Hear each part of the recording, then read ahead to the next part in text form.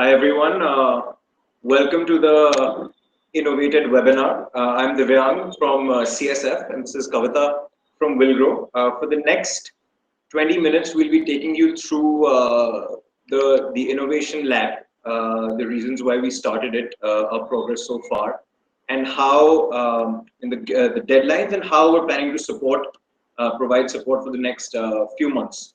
So just to start, I'll give you a brief overview of what we're doing. Just in the beginning, if someone can reply, is this clear? Can you all hear me?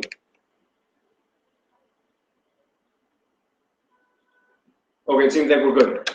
So I'll just take you quickly. I'll share my screen and just give you a little bit of an overview about the Innovation Lab.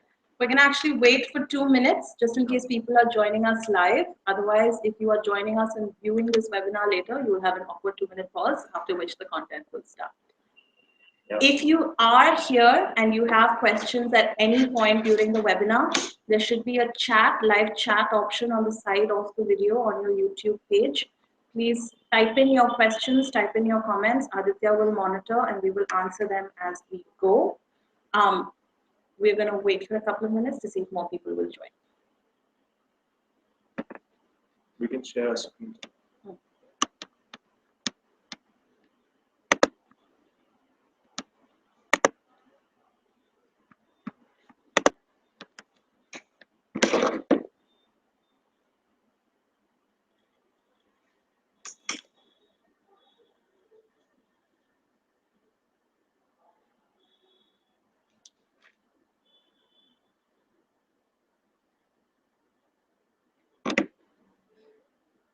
Okay, we have about 8 people on. So just in case you just joined us, we're just going to take a couple of minutes to see if anyone is going to join us live. Not anyone, thanks to the 8 of you that are here. If other people are going to join us live on the webinar, for people that will be watching this later, obviously, we're going to wait for a couple of minutes. But if we hit a critical mass of about 10 people, we're going to get started. In the meanwhile, if you are on the live chat, if you can just say hello so we know you're there. And also, if you have questions at any point about anything, just please type them in. We will monitor the questions and we will answer them as we go.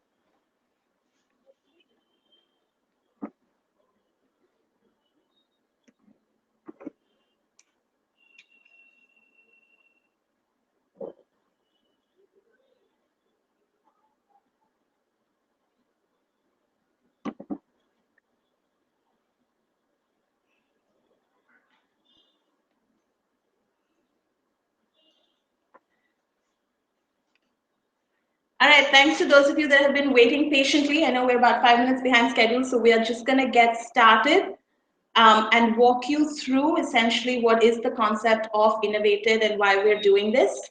We will, at the end of it, spend some time talking about what we're looking for in the pitch applications. Just as a point of reference, we will not be going through the pitch form line by line, question by question. We assume you have read it, so we will answer specific questions related to the pitch form, but we will not be going through it together. We will have time at the end for Q&A. Q&A will be through the live chat box on the right side of your YouTube video. Sounds good. Thanks, Kavita. So, the Innovation Lab. So we started this. This was a partnership between CSF, Wilgrow, and Teach for India, and the primary purpose was to encourage entrepreneurship within Teach for India. There was a great group of people wanting to do this, and we wanted to see how best we could support this. So very quickly, there's the vision on the slide and the partners. So CSF, we're a venture philanthropy foundation. We support entrepreneurs in school education in the non-profit space. And Wilgrow is an early stage incubator that also funds innovative for-profit social enterprises in this case, serving India's poor. So by InnovatEd, so we conducted a couple of business plan competitions before. We tried to sort of encourage entrepreneurship, and there were some learnings that we had. The first one was that there was there was a lack of innovative ideas. The ideas were mostly limited to the experience of the fellow or the entrepreneur, which was largely limited to the classroom. So the ideas were pretty localized, and the notion of systemic impact and large-scale impact was missing. The second thing that came out of the competitions we had was a lack of entrepreneurship experience. Now, obviously, a lot of fellows that take up Teach for India or other fellowships, they haven't had the entrepreneurship experience before. So just the idea of some of the nitty-gritties and the details that it would take to run an enterprise, that was missing. And lastly, there was, and this was something that we learned on our part, that there was a lack of proper incentives to start an enterprise. Now, of course, a prize money of, let's say, 50,000 rupees or a little more as a to make it to the finals of the B plan competition is great. It's a great incentive to start. It's a great incentive to write a B plan, but does it necessarily translate into a full-time enterprise? Maybe not. So these are the three ideas, or rather the learnings that we had, and this is how we're trying to sort of provide different support in the innovation lab to overcome them. So the first one is seeding ideas and inspiration. Can CSF, Wilgrow, and Teach for India, by virtue of our sort of experience in the education sector, can we identify gaps? Can we identify necessary interventions that we can then take to the fellows? Similarly, capacity building. Now that's more about running the organization. So Wilgrow has been doing this for a long time. CSF has been in this space for some time as well. So can we take maybe the BTCP as the starting point, and then can we nurture them through various types of support that then translates into an enterprise? So can we give the fellows the necessary exposure, the necessary networks, and what it takes to actually be an entrepreneur? And the last thing, and I think this is the key differentiating point from last time, and actually the few times we've done this before, is that this time, when enterprises do finally get selected, and that's obviously subject to Wilgrow's own internal criteria and CSF's as well, it will actually be an incubation support that we will be providing to the enterprise, which means that it will be a full-time grant once the national pitch happens, and more on that later. So just a little bit about Wilgrow and CSF. Kavita, do you want to speak about Wilgrow? Sure. As Dayang mentioned before, we're an early stage startup incubator. We work specifically in the social enterprise space. We have a variety of sectors in which we focus, but education is a core focus area for us. We work specifically on urban education, so problems of urban education. We provide early stage seed funding, anywhere from about 15 to 20 lakhs, depending on where the company is, and we have the ability to do a much larger round of funding as well. We do provide very high touch incubation and capacity building to organizations. So once we give you the money, we're not just going to give you the money and walk away.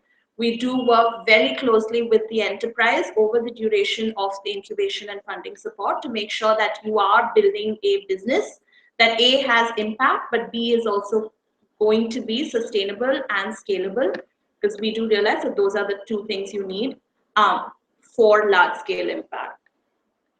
Thanks, Kavita. So that's what Wilgrow does. Just to give you a little bit of background on what CSF does. So we work only in school education. We are primarily a venture philanthropy organization. We support social ventures. We have over 15 organizations in our portfolio right now. And then the idea is also to share our learnings from the ground and then work with policymakers, and then also learn from policymakers and then take those learning back to our ventures.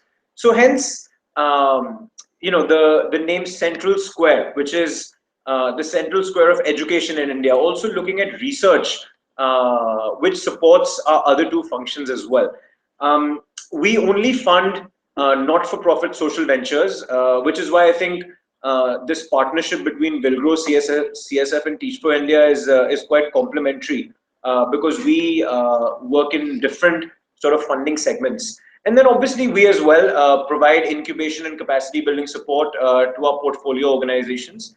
We have dedicated portfolio managers to each organization that we serve, and that's what we do. And also any questions on Wilgrow and CSF and anything else that we've covered so far as well, please feel free to write them in the live chat.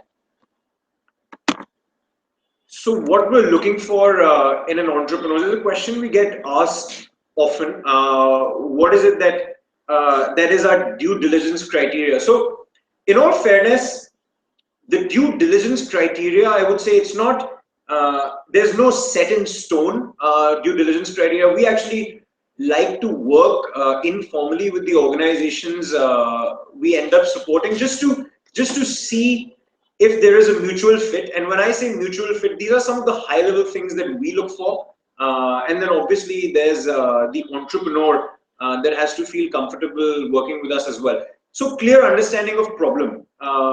Is there, do the entrepreneurs, have they defined the problem clearly? Do they understand the scope of the problem? Have they mapped out who they're going to serve? So overall, how clear is their understanding of the problem? The aim is not to have it at a very, very high level, but to have actually dug deep into the problem statement.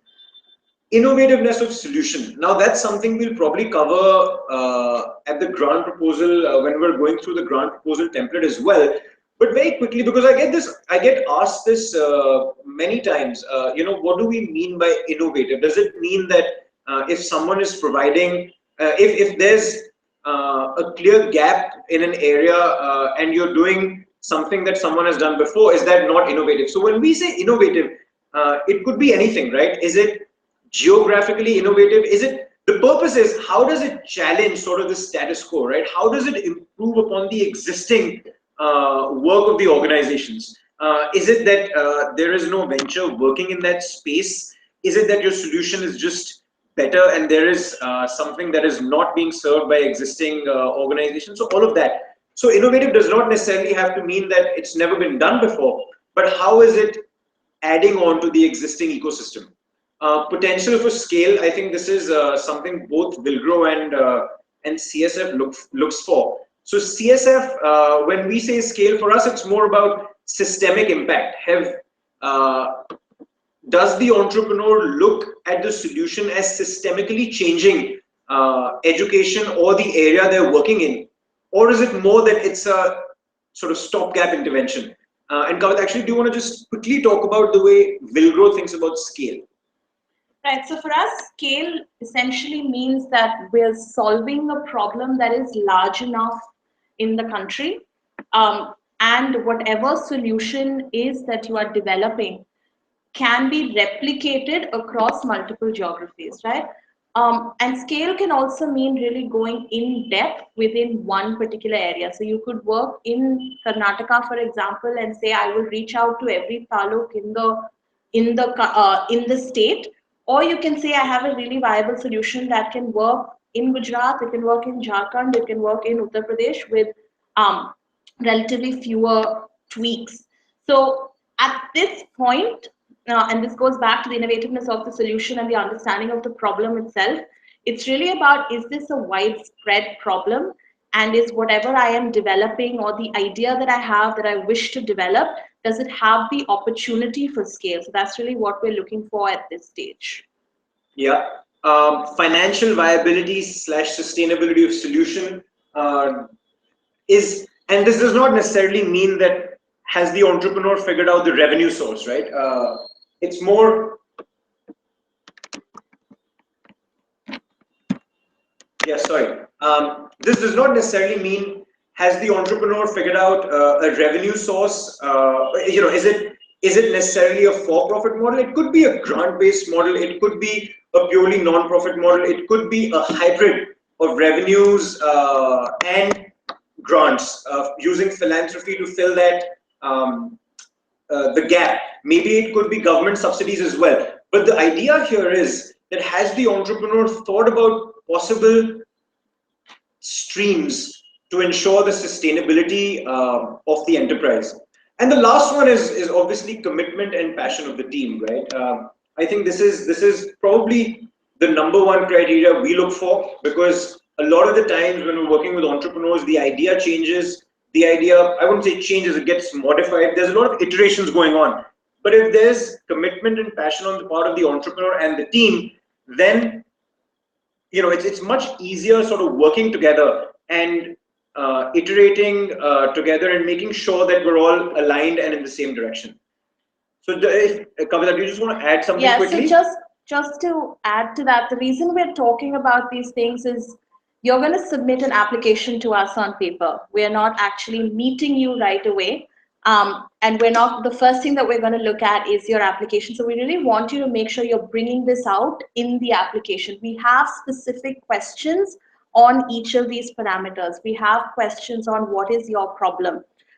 It's important for us to hear from you what you have done to understand the problem itself.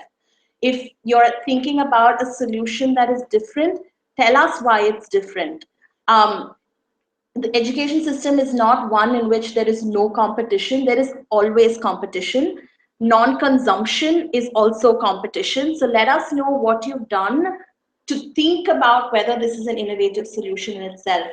Think about where you'd like to start, tell us that, but also let us know that you've thought about potential for scale. And primarily, and I think this is most critical at this stage, both for Central Square and for us at Wilro, what we're doing is we're backing a team, we're backing people, because the problem will remain the same, but the solution might change or iterate or get better over time. But we're really backing the people that are putting this together. And so we want to know about you. Specifically, if you're fellows right now, tell us why this is important to you and why you would like to do something like this post your fellowship. If you're alumni, it'll be great to hear what you have done since you left the fellowship that has really built your own interest in this area, or that has cemented your ideas for this particular solution that you're trying to create. So really answer questions in depth. It's often difficult to write out long paragraphs, but we promise we will read them. So make sure you're telling us as much detail as you can. Back up anything that you're going to say with either research or facts, even if that is something that you have observed within your own school or community. But let us know why we should actually pick this particular idea to support. If you guys have any questions at any point, please make sure you're using the live chat to ask. Like we said, we assume you have read the entire grant proposal template, so we're not going through this question by question. But if you have specific questions, we will answer them for you right now. Just in terms of the timeline, since this is open to both current second-year fellows as well as alumni, this is the timeline that we have. Your application deadline is the 19th of October. You need to email your application forms back to Aditya. So his email ID is on the application form. We will spend a couple of weeks to actually go through the applications, and we will shortlist projects and let you guys know by the first week of November. The actual InnovatEd program runs from November to December. So this will include one-on-one mentoring with projects that have been selected, access to sector experts, and really to use that time to think through pilots, if you can run them right now, and think through the actual model that you would like to implement. So we'll spend a solid 2 months working with you. And based on that, we will also prep you for a national pitch, which will happen the second week of January in 2016. So the entire process is going to be just a little bit more than a couple of months. But we're hoping that within that time, you get enough sustained and strategic support that you're able to do this on your own. So that's the timeline that we're looking at right now. What we are going to do is open this out for Q&A. We really want to answer questions that are pressing to you. So if you have any questions, please do type them in and we will take them one at a time. And just to quickly add to what Kavita was saying regarding timeline, so we will have a different timeline for the 2015 fellows, and we will be sharing that with the cohort as well. So this is because since the decisions will be made much sooner for the 2014 cohort and the alumni, we've shared these timelines. And I think there's about a minute lag in the video. So in case we don't get to your question immediately, we're getting them. It's just a little bit of a lag.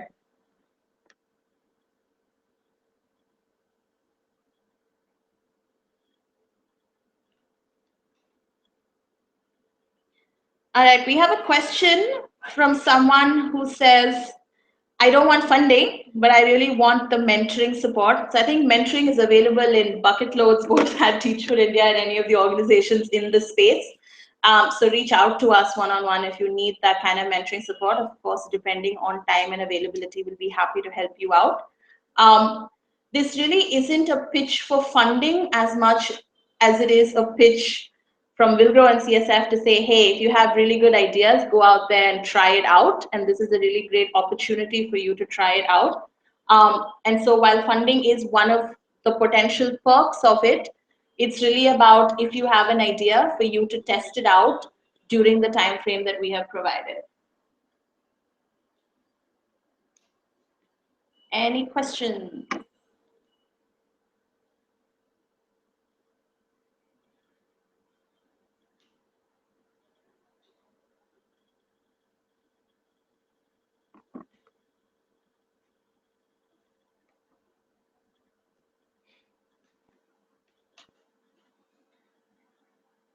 All right, we have another question.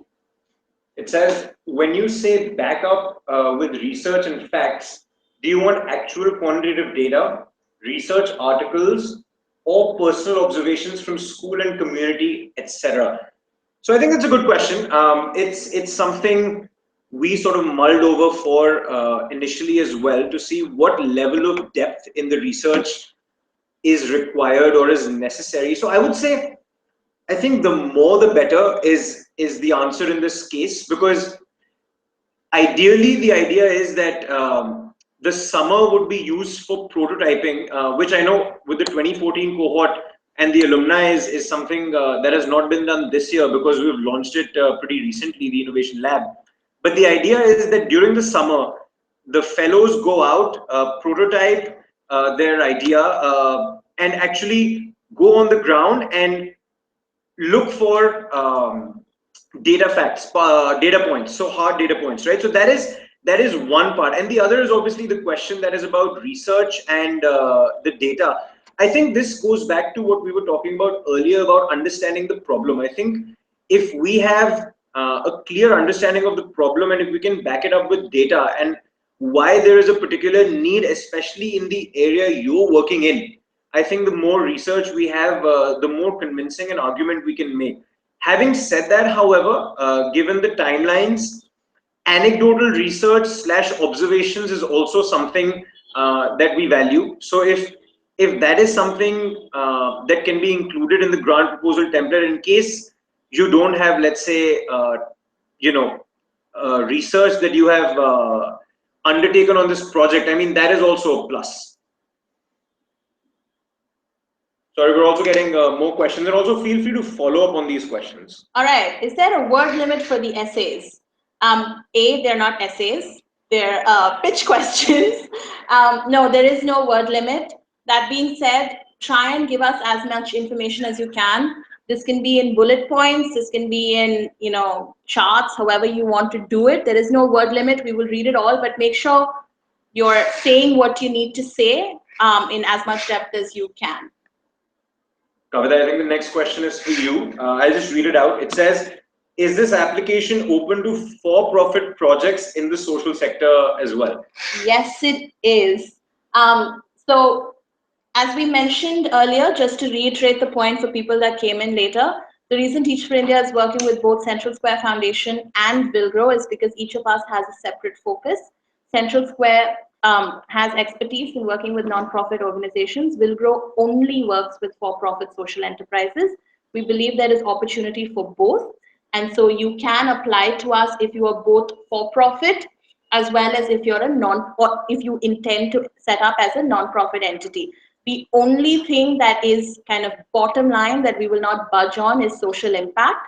So even if you are a for-profit enterprise, you will need to be selling essentially to affordable private schools, low-income private schools, government schools, because the impact on kids from those communities is what we're looking for. Sounds good. There's another question. So someone has said they just joined and what happened? So to answer that question, we just went over,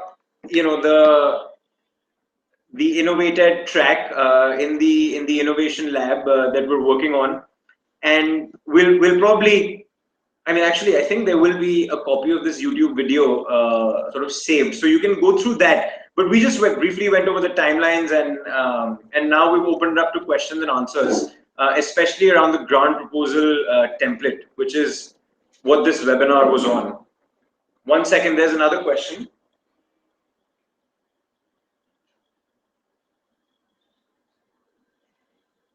So the question is, back to me because I say things.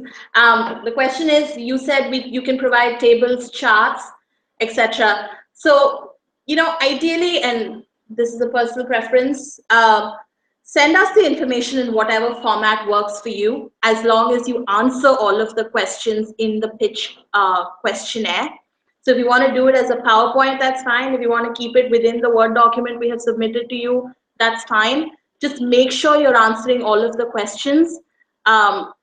Format is really irrelevant at this point. Yeah, I would say be as creative as possible. If whatever you feel is the best way to represent this, please feel free to send info in that format.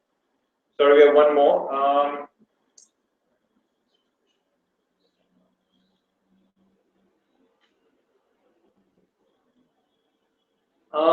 We have a question which says,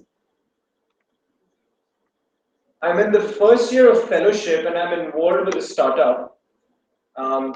Being a first year fellow, will I be eligible for a grant proposal? Actually, let's take this question offline, because I think it's a specific question to a fellow. Happy to answer it, and please feel free to email any one of us, and we can take this question offline.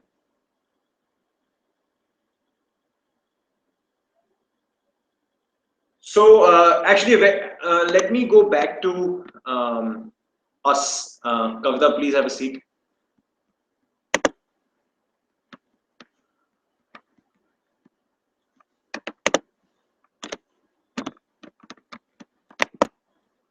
Yes.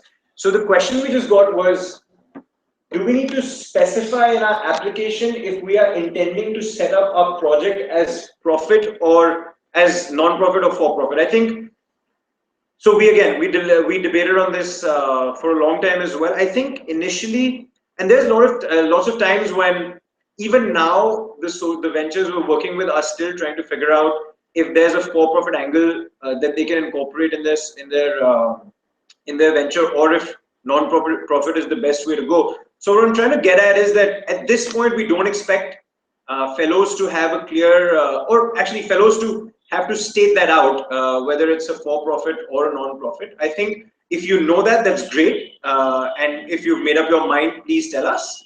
If it's unclear, that's fine as well. I think one of the things that we're trying to do is also help you, and also while working with you, help us figure out what the best way to take that venture would be. As Kavita said before, the idea is to select a passionate group of individuals and a passionate team for the idea. I think the for-profit, non-profit part is something we can figure out later. And that's also just to talk about, setting up the pilots. During the mentoring time, if you have opportunity to set up pilots, it also gives you a good sense of whether people are willing to pay for this product or solution, which really does decide, whether you're going to go for profit or non-profit. Yeah. So there's another question. Do you need to have executed your project on the ground, or is it idea stage only? Do you want to take this? Sure. So I think we're okay with idea stage. Just know that idea stage, to actually get to a point where we can support you with grants, is probably about a 6 to 8 month process, because you'll need to go in. What we really ask you to do is understand the segment that you want to work with, understand your customers, understand your stakeholders, spend a lot of time talking to people. So we're going to ask you to do that regardless of whether you're an idea stage or you've done some amount of execution on the ground. But yeah, apply to us if your idea stage will help you think through the idea, help you think through the problem, see if there's a fit, in the segments that we're trying to work with. And then if the idea really has high potential, we will continue talking to you and consider what can be done next. Yeah. We're just getting another question. Is incubation a guarantee if I get picked as a finalist? Unfortunately, no. So both Central Square and Wilrow has very specific criteria for what we will incubate. All of this information is on our website. The reason we're doing this is because we're hoping some of these ideas can get incubated, but there is no guarantee. We are working very hard to make sure that you develop your idea to a point where it can get incubated, and we'd like for you to have done some of that thinking before as well.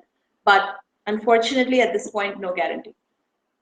I mean, that's obviously the desired outcome, that the teams that do get selected have a much higher chance of getting incubated. Yeah.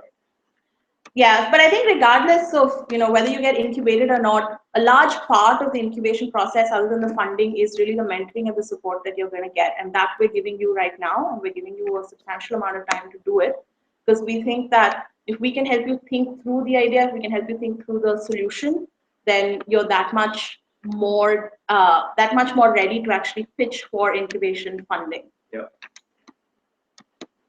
Lots of other incubators too. Oh, there are a lot of other incubators. So, sorry, Aditya is giving us notes. Yeah. There are a lot of other incubators as well. So, if we can't fund you, we're happy to connect you to other funders. We're happy to connect you to a lot of people in CSR that are looking to fund pilot stages.